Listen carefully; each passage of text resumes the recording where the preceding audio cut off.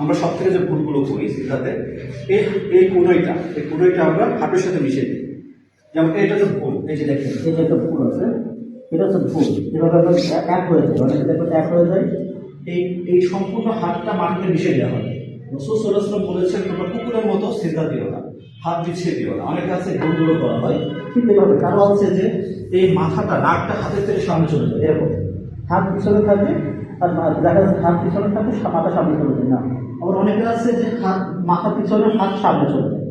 অনেকে আছে যে এই জায়গাটা জড়ো করেছে পিছনে, দেখাতো পিছনে দেখা যাচ্ছে অনেকে আছে এরকম ফাঁকা রাখে, এরকম ফাঁকা রাখে, ফাঁকা রাখে। অনেকে আছে এরকম রাখে, এরকম রাখে, এরকম রাখে। অনেকে আছে এরকম উঁচু করে ফেলে, এটা ভুল। অনেকে আছে এরকম বসার সময় এভাবে বসে, বা দুই ফাঁকুতে এভাবে বসে, এটা ভুল। ঠিক আছে, এখানে সহি পদ্ধতি হচ্ছে যে আমরা যখন সিধায় যাবো, দেখো সামনে আসুন, আল্লাহ যখন আমরা যাচ্ছি, এই দুটি হাত আমাকে সমান, হাতের আঙ্গুলগুলো ফাঁকা থাকবে। অনেকে হাতের আঙ্গুলগুলো ফাঁকা ফাঁকা রাখে, হাতের আঙ্গুলগুলো থাকবে হচ্ছে একত্রিত ভাবে, এই যে। আর এই যে বৃদ্ধা আঙ্গুল সোজাসুজি, এখানে আমার নাকটা বসবে। আমার বডি স্বাভাবিক পর্যন্ত আমি যেরকম দুটো পা যখন দাঁড়িয়েছিলাম ফাঁকা রেখেছিলাম, আমি সিজদাও দিব, দুটো হাতের দূরত্ব একই রকম হবে, যে আল্লাহু আকবার। যখন আমি দিচ্ছি লম্বা সিজদা দিব, যখন লম্বা সিজদা দিব তখন আমার কি হবে, ভিতর জায়গা ফাঁকা থাকবে, যে আল্লাহু আকবার। এই জন্য নাকটা দিলাম, বৃদ্ধা আঙ্গুল সোজাসুজি। আমার বগলের সূত্রটা দেখা যাচ্ছে, বগলের সূত্রটা দেখা যাবে। এই লম্বা যখন সিজদা দিয়েছি তখন কি হয়েছে, এই ভিতরটা ফাঁকা হয়েছে।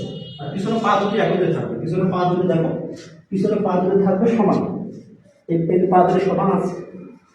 যখন আমি বসলাম সিজদা থেকে,